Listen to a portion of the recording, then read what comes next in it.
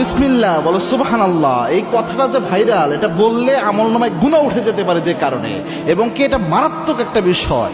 দুইটা বিষয় এখানে রয়েছে। আপনারা দেখছেন যে কিছুদিন পর পরই সোশ্যাল মিডিয়াতে একটা ট্রেন্ডিংয়ে আসে, কাঁচা বাদাম থেকে শুরু করে একটার পর একটা ওই কিরে মধু মধু এরকম জিনিস পোলাপান এটা ছড়ায়। তো এই যে একটা দেখলাম ভিডিওতে সোশ্যাল মিডিয়াতে, হাত দেখতেছে গণকের মতো, সে হাত দেখাচ্ছে আর এমন কথা বলতেছে যেটা জীবন সকলের জীবনের সাথে মিলে যেতে পারে।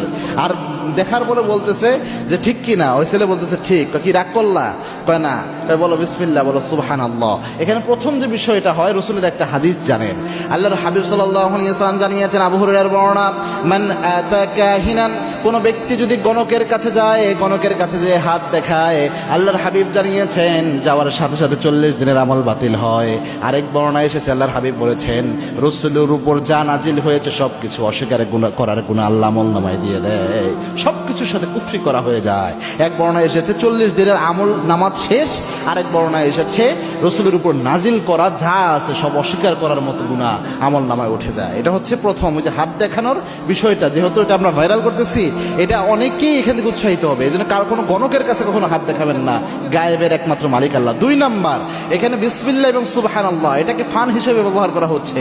এই যে আপনি যে কোনো বন্ধুর সাথে দুষ্টামি করে, একটা ফাইজলামি করে বলে কি রাগ করলা, বল বিসমিল্লাহ, বল সুবহানাল্লাহ। এই যে বিসমিল্লাহ সুবহানাল্লাহ, এটা কিন্তু মারাত্মক একটা শব্দ।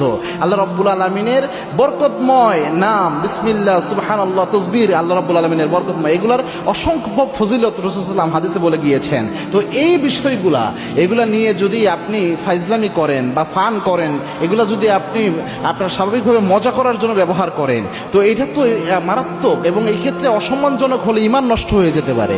এই জন্য এই কাজটা যেন আমরা না করি। শুধু যদি বলা হতো এতটুকু কি রাগ করলা, এটা একটা আলাদা হিসাব হতো, কিন্তু পোলাপান দেখি বিসমিল্লাহ সুবহানাল্লাহ সহ এইভাবে বলতেছে।